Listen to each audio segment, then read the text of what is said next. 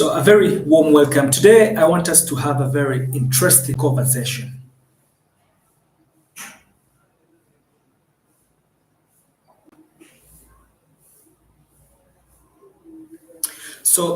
Today I want us to have a very interesting conversation, and it's a question that I want us to answer. And many of us wake up, we want to do good and do well. So, we'll dive into the aspects of how can we do good and be well. And thank you so much for being here. I want to share a very simple idea today. And it's something we often overlook while we chase big dreams, while we chase big goals, while we chase big ideas, while we chase big things amidst our busy schedules. And the idea is this: doing well does not start with what you have. No, doing well does not start with what you have. Doing well starts with who you become. And this is the idea I want us to deconstruct today because most people, as you're watching me right now, we want to do good. We want better results. We want better incomes. We want better jobs. We want better opportunities. We want better relationships. But it's fine. We can want all these things. And wanting is healthy, right? It is healthy. But we forget something very, very important because for me to be able to do good, I have to first improve me. I have to first improve me so that the improvement I want outside then follows. Think about this like maybe a garden. Yes, a garden. You don't get a harvest because you hoped for it. No. And nobody has ever gotten a harvest because they hoped for it. You get a harvest because you planted. I repeat, you get a harvest because you planted, you watered, you nurtured, you fertilized, you pruned, and most importantly, you harvested. And that takes consistency, it takes insistency, it takes patience. And that's how life works. It works in the same way. Doing well simply means a harvest, while becoming better is the planting. I repeat, doing well is the harvest, while becoming better is the planting. Let me share a few principles that will help you and me to do well. It doesn't matter where it comes from, but are you able to do well? Because we said whenever you improve you, you're becoming better. The first principle is you need to take up responsibility. What is responsibility? They say responsibility is the test of greatness. The day you accept that your future lies in your hands is the day you change everything around you. We have three kinds of people. The first kind of people are those that wake up each and every morning. They are blaming, they are complaining, they are pointing fingers. The government is not helping me. My parents are not helping me. I am a black man. I stay in Africa. I live in Africa. I was born here. They are always complaining and blaming other people for their situations. And those people are very dangerous because there's nothing to lose. They'll just blame. The second type of people are those people that wake up, they don't know what to do. They are moved by the winds. As the wind blows, they go. NRM comes on a campaign, they are there. FDC comes, they are there. NUP comes, they are there. All these political parties that come, they are there. They don't have where they belong. They are swept away by the winds. And those people are also dangerous because they are used to do different things. They are used for different avenues. But the third category of people are the most important people. They wake up with full responsibility of their life. They know where they're going, they know their destination, they know their vision, they know their goals, they know their directions, they know what they are supposed to do. And most importantly, they know what they are not supposed to do. Think about it. They know what they are not supposed to do. Jim Rohn once said that it is not the wind that determines the direction of the sailor. I repeat, it is not the wind that determines the direction of the sailor, but the set of the sail. This third category of people wake up to set the sail because they know in technical color where they want to go. They know their dreams, they know their goals, they know their objectives, they know everything. And they are ready to take up responsibility. They're not complaining. They're not taken away by the wind. No. They know what not to do because that's the most important thing. And that is what we need to take up each and every day.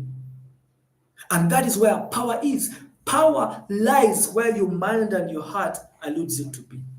If you have watched the Game of Thrones, that's what they say. Power lies where a man thinks and feels it is be. It is, sorry. Where does your power lie? Where does your responsibility come from? So you need to learn how to work based on yourself, because when you work based, take full responsibility of yourself, then everything else out there starts working in accordance to how you want it to work. Because you've become better, and once you're better, everything around you becomes better. Most importantly, when you grow, your value grows. The second principle you need to understand is that you need to decide what you want. Decide what you want and go ahead and write it down. I normally ask myself, why?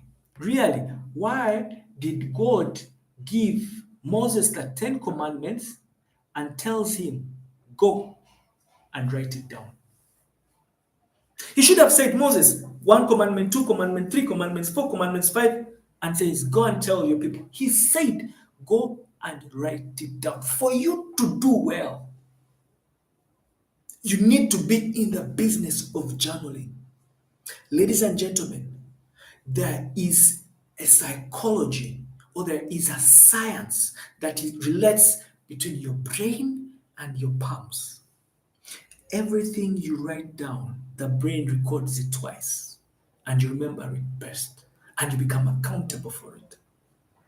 If you want to know how journaling is very important, Google and ask yourself, how much did the page of Albert Einstein, how much was it bought? That one page in his journal where he had put the formula of light. Google it, you'll be surprised. Are we able to document?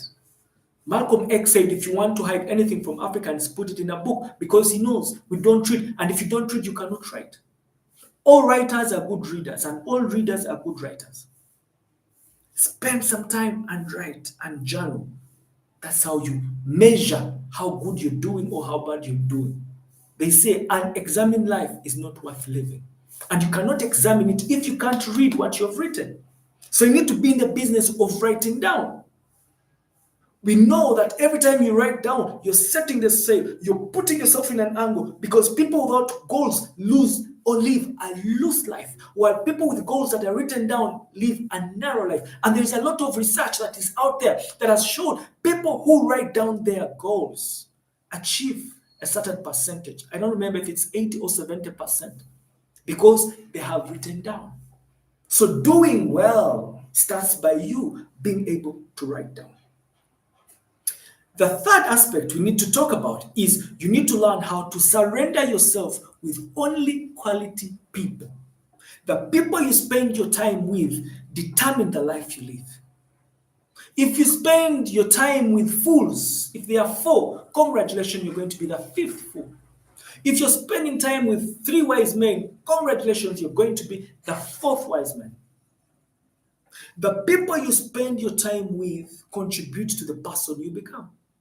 You cannot do good while amidst you're living with vampires, you're living with scavengers. You cannot do good.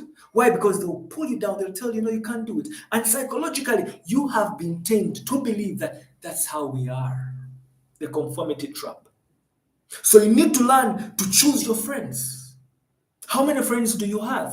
It's not the number, it is the effectiveness and quality of your friends. Only quality people, because Your network will determine your net worth, but only if you're able to weave. Let me explain. Get your phone. Ask yourself or scroll into your phone and see how many contacts do you have in your phone. And ask yourself if anything is to happen today, for God forbid, how many are going to come to your rescue? Or do a prototype and call all of them, asking them for 10,000 or 20,000 Ugandan shillings and see how many will be swift to wire it to you. Can you say those are your friends? I don't know. Decide what kind of friends you keep if you want to do good. The fourth aspect is that we need to learn how to be grateful. Gratitude is attitude. Whenever you are grateful for what is, you're creating more space for what should be. Gratitude is like you having a glass full of water. We can't give you more water because you're already full. And many of us are already full. We are enslaved with the things we want and lose sight of the things that we already have. Gratitude simply means you're able to pour and feel it. Because when you pour, that's when you say thank you. When you say thank you, when you appreciate, when you admire, when you give, when you comment. Not only saying thank you say thank you with a reason. Me, every day, I wake up. But my first thing that I do is to tell God, thank you. Thank you for yet another day. Thank you for getting me up one more time. Do you know how many people die each and every day? Why does God bless you with a day? So that you should bless other people with it. So your acts and your deeds and your missions should be blessing another person. So gratefulness or gratitude is not waiting for the event to happen so that you say, thank you. No. Gratitude is saying thank you even before the event happens. When you wake up and leave home, are you grateful that you've left home to going for a job, which you have? Many people are unemployed. If you get your destination, are you grateful that you've gotten to your destination because you don't know how many people have not made it? When you make it back home, are you grateful? Make gratitude your daily bread, your attitude, and that's how you build room to see good, be good, and do better things. That's gratefulness. How do you spend your day? Do you wait for better things to come and happen so that you can let them happen? Or you're thankful for that thing that has happened because you believe it, that it has happened, regardless of how it has happened? Remember that we only build from a grateful spirit. I repeat, we build from a grateful spirit. If you want to build, if you want to grow, if you want to harness yourself, start by being grateful. And finally, the other thing we can do to do good is to be disciplined. Discipline simply means regardless of what I will have to do. Many of us talk about motivation. I don't even like the word motivation. I prefer the word inspiration. Motivation is more or less of a hormone. It comes and goes. It's highs and lows, highs and lows. And sometimes it's on, sometimes it's off. What happens when it's not on? Inspiration is the engine, it is the power, it is the enthusiasm that is burning within for you to be able to push regardless of the obstacles, regardless of the challenges, regardless of the things that you are before. Are you able to move even when there is the storm, but keep in sight of the things that you want to do? You don't need to feel good for something to change. You need to change for something to feel good. I repeat, you don't need to feel good for something to change. You need to change for something to feel good. So it is not the feel good that creates the change. It is the change that creates the feel good. And the change is determined by inspiration, not motivation. And how do you become disciplined? There's no formula. Just start. Do it anyway. Step in the water. Get in and keep moving. Because that gives you the starting point. And many of us have failed to start because we want to become perfect. We are falling into the perfection trap. I will start tomorrow. Somebody once told me that, Gardner, the reasons as to why our youth today are unemployed and are not even thriving is just one. He said, listen, they think the things they want to do now or to use to become are the things that the people that have become had when they started. I repeat, they think that the things they want to have to start are the things the people that have already made it in life had when they were starting. Let me break it down and drive it home. You want to be into this business of empowering minds and transforming lives the way I am. And you're telling yourself, hey man, I need to, one, buy books. Two, I need to have sophisticated cameras. Three, I need a PR. Four, I need a personal administrator. No, you don't. Just because Gardner has those things does not mean when he was starting, he had them. Ask Gardner, how did you start? You have a smartphone. Some of you are carrying iPhone 16, Samsung 25S, those gadgets that have very nice cameras, very nice videos. And you're thinking of buying a camera of maybe 8 million, 14 million, because you think when you have that camera, you'll start. No, that's procrastination. That's the perfection trap. Can you use what you have to grow onto what you want to become? Discipline simply means start. And once you start, you learn along the journey. And progress starts to build its own energy within you. And once it builds, you get enthusiastic. You start moving. Now you start polishing, becoming better, but as you are moving. Ladies and gentlemen, I want to remind you that doing well is within everyone's reach. For anyone who chooses to align themselves with the principles as discussed. You don't need talent. You need perfect timing. Not perfect timing. You need to start. And you don't need luck to break through. No, you just need a decision. Take that decision and say, I will become better from now forth. I will become better from now forth. Once you make that decision, congratulations. You have stepped into the 1% of people that try to move the world. Why? Because they take full responsibility. And I want to remind you that when you make that decision, when you make that choice and live by it each and every day, you become deliberate and consistent and insistent. Doors will start to open. You will imagine things that you've never imagined. And tomorrow, you'll be different, you do good, and be well. And that will be your turning point. I want to urge you to start planting. Plant your garden, nurture it, fertilize it, water it, and most importantly, prune. And then you will see the harvest that is coming, and that harvest will help you to do well. I repeat, it will help you to do well. And that is what we are covering today. How are we able to do well?